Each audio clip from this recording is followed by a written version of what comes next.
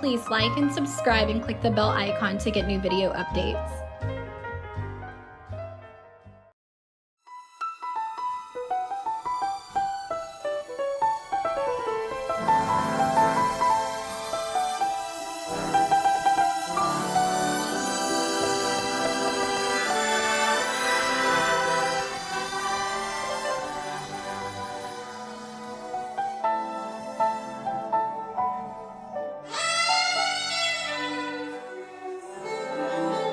Welcome to King Cole 1965 for all things Nat King Cole and more. I'm your host, Lamar Evans. In today's video, I'll be discussing the 1956 album, The Piano Style of Nat King Cole, released in 1956. This album was arranged by Nelson Riddle and it was produced by Lee Gillette. And before we get started, please take a moment to like and subscribe to the channel. Click that bell icon so you'll be updated for all my future videos.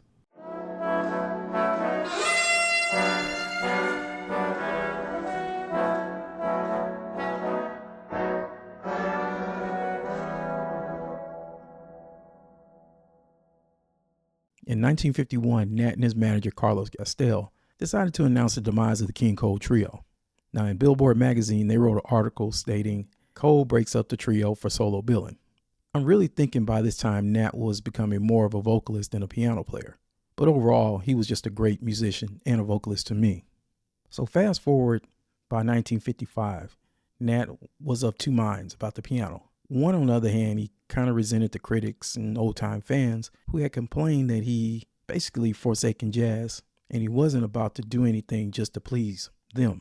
So one evening at the Club Tempo in East San Diego, California, Nat and his wife Maria, along with Carlos, were having a sit-down discussion about Nat's new album. Nat had stated that this one I'm really happy about. It's just me playing the piano, no songs at all. Now the first title of the album was going to be Nat King Cole Plays the Piano. He had stated that he had 8 sides with the rhythm section and 8 sides with strings. All standards, but nothing is played too much. He basically said it would be probably the end of the year for the album would be released.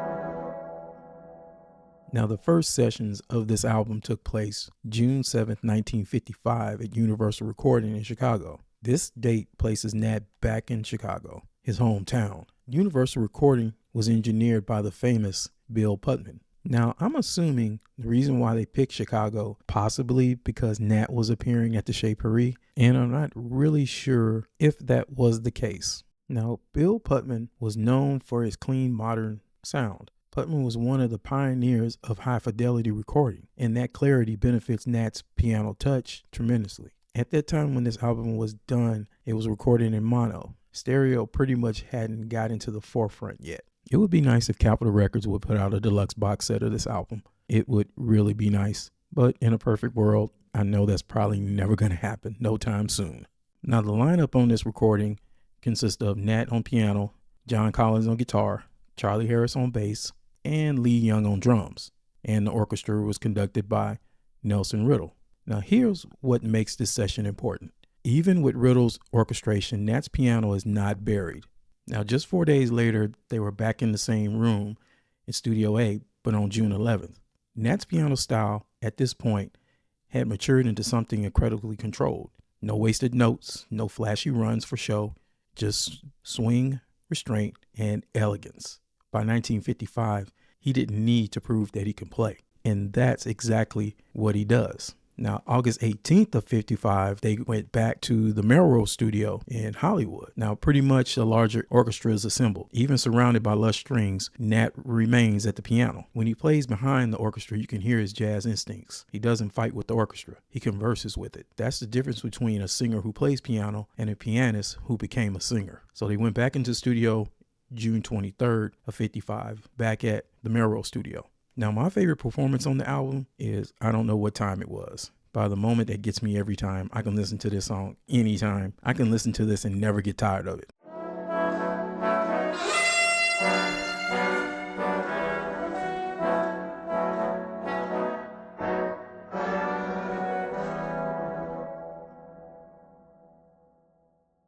So basically, in closing, long before the world crowned him a vocal icon, musicians already knew the truth. Nat King Cole was a pianist. His influence stretched across generations, from jazz stylists to modern players who still study the clarity and the swing of the King Cole trio years. And this album stands as proof that even in the height of his singing career, he never left the keyboard behind. For those willing to listen closely, the piano style of Nat King Cole isn't just a collection of instrumentals. It's basically a masterclass, a reminder that a voice may have made him immortal, but the piano made him king. This is King Cole 1965 for all things Nat King Cole and more. I'm your host, Lamar Evans. Thank you for listening. Until next time, keep the music playing.